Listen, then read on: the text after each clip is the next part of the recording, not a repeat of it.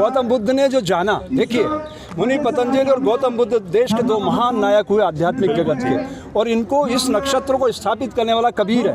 हाँ। कबीर क्या कहता है, एक कुआं ऐसा देखा जिसमें लगी है आग, कादा कीचड़ जल रहा, मछली खेले फाग। मछली नाम आत्मा का है। बुद्ध नहीं मानते थे आत्मा को, उन्होंने कहा मेरा कोई अनुभव नहीं। ये भी कहते थे कि ईश्वर ही नहीं है, ईश्वर जैसी कोई चीज। वही तो, जब आत्मा, भाई आत्मा ही तो परमात्मा का अंश है। हाँ। बात ये है, मुनि पतंजलि कहते थे प्राणायाम से अपने शरीर के भीतर खोजो क्या छुपा हुआ है। अच्छा, आपके इतने प्रश्न हैं, आपके इतने प्रश्न है, मेरा प्रश्न आप सब लोगों से, आप सब लोगों से, आप हिंदू हैं, राम का रा बोल के दिखा दीजिए श्वास लेते हुए, मैं मुंडी कटा के आपके चरणों में गिरा दूंगा। मैं खुद को हिंदू। अरे मुस्लिम मानते हो, कुछ तो मानते हो? कुछ नहीं मानता, इंसान के अलावा कुछ नहीं। फिर सबसे बड़ी चीज़ तो यही है। देखिए मैं ये कहता हूँ, जब मैं ये कहता हूँ हिंदू मुस्लिम सिख ईसाई समझो अपनी शान को, मजहब की दीवारों में मत बांटो हिंदुस्तान को, तो मैं देश को बांटने की साजिश कर रहा होता हूँ। इसको समझिएगा, न मैं हिंदू बनूँ न तुम मुसलमान बनो, मैं भी इंसान बनूँ तुम भी इंसान बनो, तब ये दुनिया खूबसूरत बनेगी। और ग्लोबल विलेज बन चुकी है दुनिया, इस दुनिया को अपडेट करने के लिए समय के पहिए को पकड़ने की जरूरत है। ग्लोबल विलेज की बात कर रहे हैं, हम आधुनिकता की बात कर रहे हैं, लेकिन आज भी इस देश में जातियों के नाम पे हत्याएं हो रही हैं। तो ये दोनों चीजें एक साथ कैसे चल रही हैं? देखो, ये देश जातियों का अजायब घर था, परिवर्तन धीरे धीरे होता है, बीज पेड़ बनने में समय लगता है। हाँ। नेहरू जी ने एक सपना देखा था। साल इतना समय? अरे हाँ, अरे कमाल करते हो आप, 90 साल तो आज़ादी का आंदोलन चला। एक बात बताइए, इस पेड़ को बनने में कितने साल लगे? काटने में तो 2 मिनट लगेंगे, लेकिन इसको बनने में 20 साल लगे। देखिए, और हुआ है कि आरएसएस के पूर्व संघ प्रचारक जो है वो कह रहे थे कि आरएसएस और विश्व हिंदू परिषद धमाका करवाना चाहती है बीजेपी को, जब देखिए मैं स्वयं आरएसएस से बहुत नज़दीक से जुड़ा हुआ रहा हूँ। कुशाभाऊ ठाकरे जी मेरा हाथ पकड़ के चलते थे, मैंने खुद अपनी आंखों से देखा, वो आटा घोल कर पी जाते थे। और वो क्या कहते थे, शोषित पीड़ित दलित जनों के भाग्य जगाने वाले हम। वो कहते थे हर्षानंद एक दिन आएगा कि आप सब लोग प्रधानमंत्री की आंख में आंख डालकर बात करोगे। सर सवाल वो नहीं था, सवाल ये था कि संघ के पूर्व मेंबर वो कह रहे हैं, ये कह रहे हैं कि आरएसएस पूरे देश में बम धमाके करवाने वाली थी और उस पर आतंकवाद का एंगल बना के हिंदू मुस्लिम ध्रुवीकरण करके राजनीति में अपनी चमकानी। अब ये तो जो कह रहा है, ये जो कह रहा है बेटा उनसे पूछो, लेकिन मैं जो है, मैं आरएसएस से बहुत बचपन से जुड़ा हुआ रहा हूँ। मैं जानता हूँ, नहीं कर सकती। मैं जानता हूँ कि मेरी आत्मा कितनी पवित्र की है उस संस्था ने।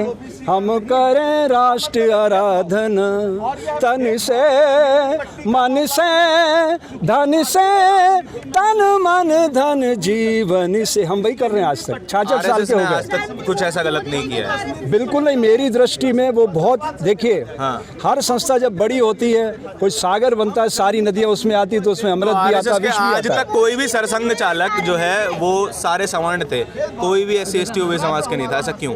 हाँ, ये बड़ा अच्छा प्रश्न है। सवाल ये है, देखिए मैं ये कहता हूँ इतना ही सोशल जस्टिस बहुत अच्छी बात है और ये परिवर्तन आना चाहिए। मैं तो चाहता हूँ मोहन भागवत जी, अगला कोई बच्चा ऐसा जो हमारे, जिससे आप, मैं तो मानता नहीं, मैं तो मानता हूँ संसार में 2 जातियाँ हैं, स्त्री और पुरुष, लेकिन भागवत जी ये हमारे सोशल मीडिया के लोग चाहते हैं कि भारत में एक बार उस सर्वोच्च पद पर एक दलित बच्चा बैठे, यही चाहते हैं ना आप?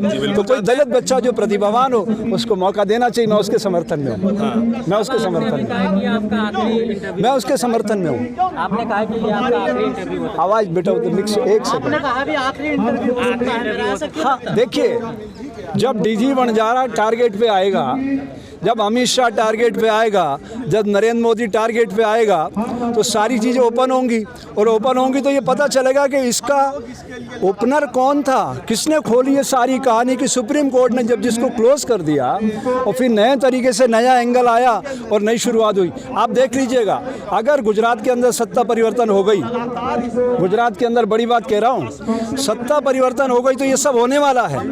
और तीनों आयोग बने थे उस समय, जब ये गोधरा कांड हुआ 3 आयोग बने, और तीनों में से किसी ने भी नरेंद्र भाई का कोई भी व्यू नहीं लिया। मेरा ये कहना, क्या कानून से वो बड़े हैं? और क्या जो आदमी मुख्यमंत्री के पद पे बैठा था और उसके अपने गृह प्रांत में एक घटना हो रही थी तो उसकी जवाबदारी उसकी नहीं थी?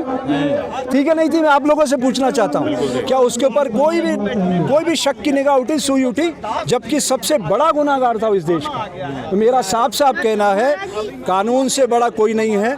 हम सब संविधान के तहत जनता से जनता के लिए ये सब लोग चुने जाते हैं। जब इन्हें कोई एमपी नहीं चुनेगा, इनका सदन में बहुमत नहीं होगा, तो प्रधानमंत्री ये नहीं रहेंगे, दूसरा व्यक्ति प्रधानमंत्री आएगा। ऐसा होता रहा है। महाराज जी, बीजेपी का और आरएसएस का एक संबंध जो है गहरा माना जाता है, और अभी वो खुलासा भी हुआ है, और आप भी प्रधानमंत्री मोदी के विरोध में ही रहते हैं। मुझे तो साफ साफ कहा उन्होंने। हमारे लोग कहते थे आप कहीं भी रहो, हमें आपकी जो विचारधारा हमें कुछ नहीं कहना, लेकिन अगर आप अपने भीतर इसकी विचारधारा एक नहीं है, सवाल ही नहीं उठता है। आरएसएस का व्यक्ति किसी बिल्कुल, देखिए यही तो यही तो भ्रम है। देखिए आप एक बात समझिए, अभी सरकार में कितने लोग हैं जो कांग्रेस के लोग थे और अभी सरकार में हैं? हिसाब है आपके पास?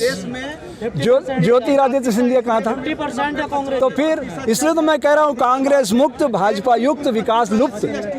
अरे विकास की बात करो, अब ये बीजेपी कांग्रेस की बातें करना छोड़ो। मेरा आखिरी संदेश है देश की जनता को कि आप लोग अपने अच्छे एमएलए एमपी चुनो, उन्हें मुख्यमंत्री प्रधानमंत्री चुनने दो। अगर आप प्रधानमंत्री मुख्यमंत्री सीधे चुनने की ख्वाहिश रखते हैं तो अमेरिका में जाओ, जहाँ का वीज़ा भी नहीं मिलता है। आप भारत में खड़े हो, भारत में एक सच्चा लोकतंत्र, ऐसा लोकतंत्र आएगा जिसमें जनता की भागीदारी होगी, उसके लिए आपको एमएलए एमपी चुनना होंगे। दुनिया के तीसरे हाँ, बड़ी बात कह दी आपने। एक तंबू तानने वाला कस्टम के जरिए आपका, हमारा देश की जनता का अरबों रुपया उसने लूट लिया, और नरेंद्र भाई के माध्यम से लूटा उसने। 2 अधिकारियों को नरेंद्र भाई ने प्रभाव में लिया। मुंद्रा कांगड़ा एरिया है, वहाँ पे कस्टम कमिश्नर और जीएसटी कमिश्नर कागज के जरिए लूटा गया है। वो कैसे, वो भी मैं बता दूं सोशल मीडिया के लोगों, कभी आपके काम आएगा। जैसे जूता बनाने वाला लघु उद्योग को सब्सिडी होती है भारत सरकार की तरफ से बढ़ावा देने के लिए, 500 रुपए का जूता है, 300 रुपए की सब्सिडी है, और एक कंटेनर छोटा हो तो 20,000 जोड़ी जूता जाता है। हिसाब लगाते रहिए, रोज अरबों रुपए कमाया जा सकता है, कोई माल जाता नहीं, कागज चलता है। खुशी नहीं सर आपको भारत का आदमी पैसा कमाना गलत थोड़ी है। ये तो देश का पैसा, किसका पैसा है? आप परिश्रम कर रहे हो ना यहाँ पे। अगर दो कमिश्नर आपके पटाव में आ जाए, जीएसटी वाला और कस्टम वाला, और आप करोड़ों रुपए का चूना लगाओ, तो पैसा किसका है? वो बढ़ावा किस लिए दिया जा रहा है? उद्योग को। उद्योग बढ़ाने का मतलब क्या? रोजगार मिलता है जनता को। तो जनता को रोजगार मिला क्या? कागज पे घुमा दिया आपने। ये तो देश पे डकैती है आपकी। तो डकैती को रोकना हमारा धर्म नहीं। हमने साधु का चोला क्यों पहना? साधु का धर्म है समाज की सोई चेतना को जागृत करना। आप आरएसएस को इतना अच्छा बताते हैं, आरएसएस को नहीं दिखता ये सब? अरे भाई, अभी सत्ता या फिर बस आरएसएस हिंदू मुसलमान में लगता है? अभी जो है भारत में नाग कंपनी स्टैब्लिश हो चुकी है। नरेंद्र अमित गौतम अडानी कंपनी। अच्छा। पैसा गौतम का है और ये दोनों उसकी मदारी की जंग पे नाच रहे हैं, और कुछ भी नहीं है। कोई भी व्यक्ति उनके सामने खड़ा होकर आरएसएस को तो विरोध करना चाहिए। आप इतना अच्छा बता रहे हो, आरएसएस को विरोध करना चाहिए। बात है। अब बात ये है कि मैंने मोहन भागवत जी को पत्र लिखा, जोशी भैया जी को कहा कि ये सब क्या चल रहा है। वो सब हाथ खड़े कर रहे हैं कि हम कुछ नहीं कर सकते। क्यों? हमारी कोई ताकत नहीं। विश्व का सबसे बड़ा संगठन है। इशारे पे काम करती है बीजेपी। सॉरी, आरएसएस के इशारों पर बीजेपी काम। ये आप कहते हो ना, अंदर की कहानी आपको थोड़ी पता है। गौतम अडानी का पैसा लगा हुआ, पैसा कहाँ से लाते? राजनाथ सिंह उम्मीदवार होता उस समय, तो गोवा में उसने साफ साफ कह दिया, देखो नरेंद्र भाई ने, ये देखो पैसा मैं लगा रहा हूँ, गौतम भाई पैसा लगाएगा, मुझे कैंडिडेट घोषित करना पड़ेगा। 2013 में साफ साफ कह दिया था उन्होंने। अच्छा। जब राजनाथ सिंह विड्रॉ हुए, एक बात बताइए, सबसे बड़ी हाँ, ये तो जनता तो भोली भाली है। इसको तो देखो अभी तक क्या हुआ, चांदी की पायजेब, दारू की बोतल, मुर्गा, 500 रुपए का नोट, इस पे ठप्पा मार देना। जी भाई साहब, बिल्कुल। जनता को बेईमान कह रहे हो आप? नहीं, भोला कह रहा हूँ। भोली, वो अपने मत की कीमत नहीं समझती है। मतलब जिसको बेईमान ना कहा जा सके उसे भोला कह दो? नहीं, वो बेईमान कैसे हो सकते? उनको तो बेचारों को लगता है 5 साल में एक दिन हमें उत्सव का मौका मिला। अच्छा। आप समझिए, वो पेड़ से सोच रहे हैं, सोचने के लिए दिमाग है। जब तक दिमाग तक नहीं पहुंचेंगे तब तक एक अच्छे राष्ट्र का, एक सक्षम स्वतंत्र लोकतंत्र की स्थापना नहीं हो सकती मेरे भाइयों। इसलिए तो मैं कह रहा हूँ मेन स्ट्रीम मीडिया को बाहर करो, सोशल मीडिया को बड़ा करो। मदरसों की सर्वे हो रहा है, कैसे देख रहे हैं? ये सब होगा ना, ये सब वोटों का ध्रुवीकरण है। आप एक बात बताइए, अगर ईसाई इतने बुरे होते तो दुनिया का सबसे बड़ा मंदिर अमेरिका में क्यों बनता? अक्षरधाम वालों का 163 एकड़ पे 1,80,000 करोड़ रुपए लगा के मंदिर बना है अमेरिका में। और अगर मुसलमान इतने बुरे होते, लड़ाई झगड़े वाले होते, तो दुनिया का व्यावसायिक राजधानी दुबई कैसे बन जाता? समझिए, आप लोग अपने दिमाग को अपडेट करो, दुनिया बदल रही है। सर हिंदू धर्म बढ़ क्यों नहीं रहा? हिंदू एक जीवन पद्धति है भाई, ये धर्म नहीं है। सनातन ये सब ये हाँ सनातन धर्म है, वो प्रकृति से प्यार करना सिखाता है। बढ़ क्यों नहीं रहा? दुनिया में सारे धर्म बढ़ रहे हैं, पर धर्म नहीं है ना, ये सब पंथ हैं। और पंथ आज आप मुझे 5 करोड़ रुपए दो, मैं किसके गीत गाऊंगा बताइए? किसके गाएंगे? जो मुझे 5 करोड़ रुपए देगा मैं उसके गीत गाऊंगा। सीधी सीधी बात है। आप सब सोशल मीडिया वालों संतों को भी धन का लालच है। फिर वही बात, मैं एक प्रतीकात्मक बात कर रहा हूँ पूरे समाज की। मैं समाज का आईना हूँ, आप समझिए। साधु का धर्म है समाज की सोई चेतना को जागृत करना। जब हम कमी आपको बताएंगे नहीं तो रिपेयरिंग कैसे होगी? ये रिपेयरिंग करने के लिए बोल रहा हूँ। मुझे तो दुनिया का कोई इस ब्रह्मांड का सम्राट कितना भी बड़ा धनवान हो, वो अरबों रुपए मेरे सामने रख दे, आप तो सब और त्याग 50 बच्चे मेरे सामने बैठा दो, मैं उन बच्चों को चुनूंगा और अपना जीवन उनकी तरफ फोकस करके लगाऊंगा और उनके भीतर से सुप्त विवेकानंद को जगाऊंगा। मैं उस विजन को लेकर चलता हूँ। ये कहना मोदी जी को कब आएगी ये चेतना? मोदी जी जिस दिन मेरी एक क्लास अटेंड कर लेंगे 20 मिनट की, अच्छा, योगा की, गारंटी करता हूँ 20 मिनट के अंदर उनका हृदय बदल जाएगा। और दुनिया का कोई भी व्यक्ति, दुनिया का जो व्यक्ति 3 मिनट ट्री पोस्टर लगा सकता है, 3 मिनट सिर्फ। आज कह रहा हूँ आपको ध्यान से सुनना, ये 90 डिग्री एंगल पर खड़ा है। ये इसकी पवित्रता देखो, हर पत्ती इसकी ऑक्सीजन की फैक्ट्री है। छाया, फल, औषधि, वृष्टि को निमंत्रण, धरती की कोख में जल का उतरना, जल को पवित्र करना, और सबसे बड़ी बात वृष्टि को आमंत्रित करना। ये सब पवित्रता उसके भीतर, और मरने के बाद हमारे घरों की शोभा बढ़ाना। जिस दिन मानव जाति 3 मिनट तक इस एंगल को करना सीख जाएगी, चाहे नरेंद्र मोदी हो, द्रौपदी मुर्मू हो, या ये चीफ जस्टिस यू ललित हो, मेरी गारंटी है उच्च कोटि का इंसान बन जाएगा। सबको इनवाइट करेंगे, द्रौपदी मुर्मू या मैं तो कह रहा हूँ वो उनको मैं क्यों इनवाइट करूँ? वो मुझे लोकसभा में इनवाइट कर लें। वो चुनाव लड़ना चाह रहे हैं। ओम बिरला, अरे नहीं, वहाँ पे योग शिविर करेंगे ना लोकसभा में। अच्छा, अरे लोकसभा में 40 मिनट का योगा शिविर हो, और मैं सब कौन सी मीडिया बुलाऊंगा पता है? बाबा रामदेव का करते कौन सी? वो तो कसरत करता है, उसमें योग किधर से आ गया? वो अगर योगी होता तो उसको आयुर्वेद को प्रमोट करने की क्या जरूरत थी? उसको जिन्स बेचने की क्या जरूरत थी? दूध बेचने की क्या जरूरत थी? स्वदेशी वही बात है, स्वदेशी विदेशी में स्वदेशी विदेशी करते रहो। मैंने तो जब 2000 में हमने एक कार्यक्रम साथ किया था, तब मैंने उनके गुरु से कहा था, मैंने कहा ये योग को बेच खाएगा, लिख लो आप। वही हुआ। 17 साल बाद उन्होंने मुझे फ़ोन किया, उनके गुरु ने, कि आपने सही कहा था, कैसे पहचाना? एक चावल में पता चल जाता कि आदमी के भीतर क्या छुपा हुआ। मेरी 66 साल की उम्र है बच्चों, मेरे से बहुत छोटा उम्र में वो, भाग्य में बड़े लाखों गुना बड़ा होगा धन से, लेकिन विचारों से वो हमारे सामने बहुत दरिद्र है, क्योंकि हमने अपना हाथ ऐसे रखा देने का, उसने हाथ ऐसा रखा लेने का। तो लेने वाला हाथ बहुत छोटा हो जाता है और देने वाला हाथ बहुत बड़ा हो जाता है। उच्च कोटि कह रहे हैं, उच्च कोटि के बन जाएंगे प्रधानमंत्री मोदी, अभी उच्च कोटि के नहीं लगते आपको? हाँ जी, प्रधानमंत्री मोदी आप कह रहे हैं अभी तो वो मानसिक रूप से एक बीमार व्यक्ति है, उसको सुपीरियरिटी कॉम्प्लेक्स है, उच्च चिंता कि मेरे जैसा कोई है ही नहीं संसार में। यही तो प्रॉब्लम है। कहाँ है उनका जैसा कोई? सर विश्व नेता बन रहे हैं, पूरी दुनिया में डंका बज रहा है। हिंदू आप एक ही प्रश्न को कितनी बार दोहरा सकते हो, ये बताइए। मैं आपको बहुत ही शॉर्टकट नोटिस पे बहुत ही महत्वपूर्ण बात बताने जा रहा हूँ। ये 2 बातें, बाकी सब कट कर देना, लेकिन 2 बातें ज़रूर दिखाना। इस दुनिया में सिर्फ 2 जातियाँ हैं, male and female, that's all. मंदिर, मस्जिद, गिरजा, गुरुद्वारे मानव सभ्यता के लिए बनाए गए, लड़ाई झगड़ों के लिए नहीं।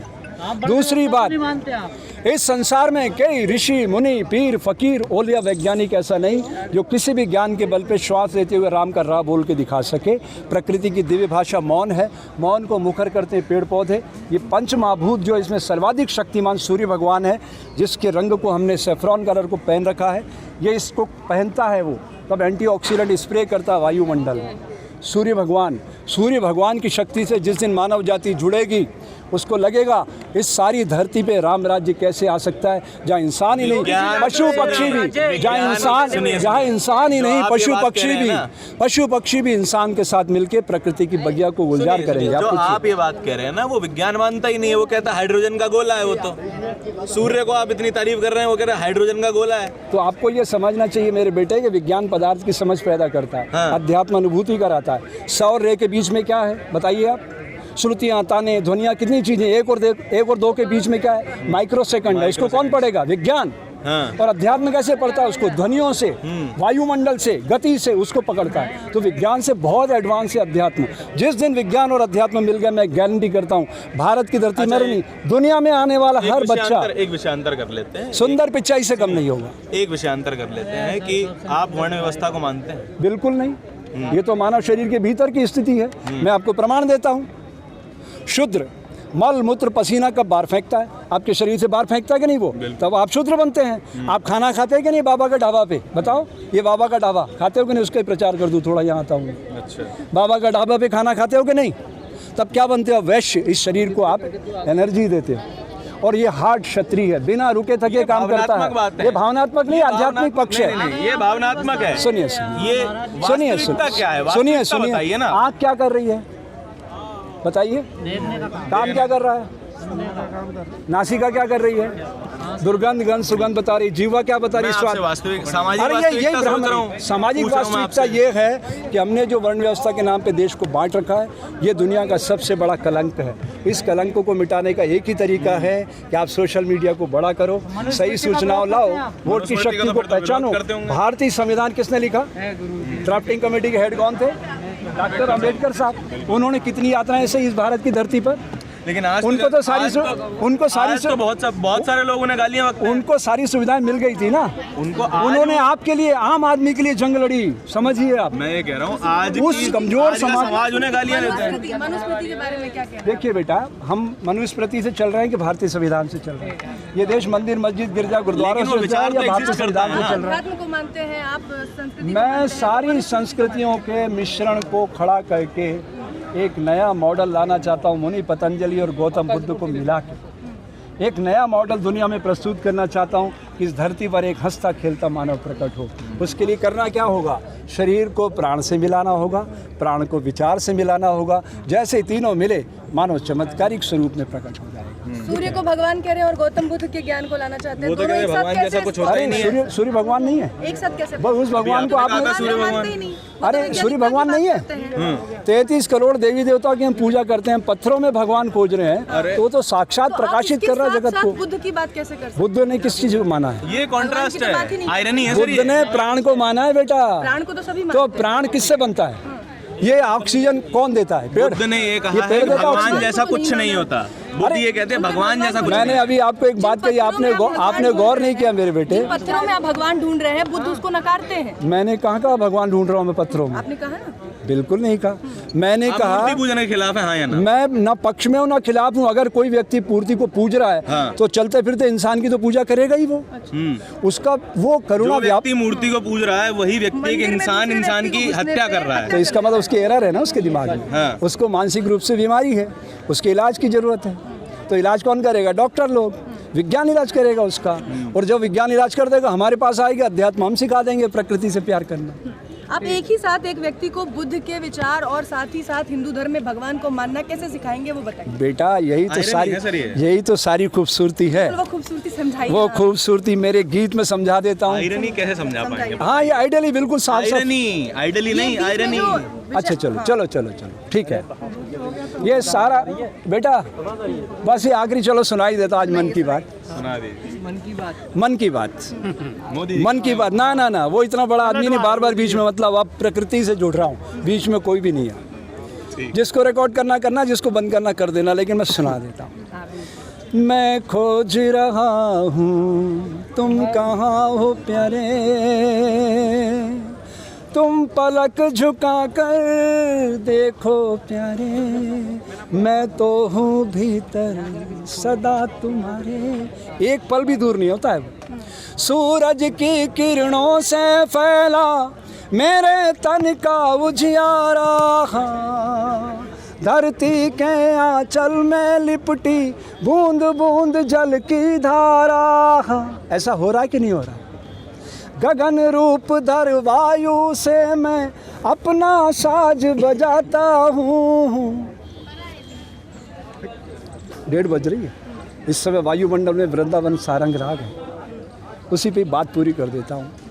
हे मात बजा निज शुचि वीणा, वह ज्योति जगा मेरे उर में, जिससे सेवक बन कर तेरा निर्भय विचरूं भूमंडल में, कर दूर अज्ञान अंधेरे को नवज्योति जगा दूं, जन जन में हेमंत प्रदान करो शक्ति। माँ का भारत की भूमि को, जिससे अविराम बढ़ूं पथ में। अगर आपने अभी तक हमारा चैनल सब्सक्राइब नहीं किया है तो सब्सक्राइब करें और घंटी का बटन बिल्कुल भी दबाना ना भूलें, ताकि सभी लेटेस्ट खबरें पहुंच सकें आप पे सबसे पहले।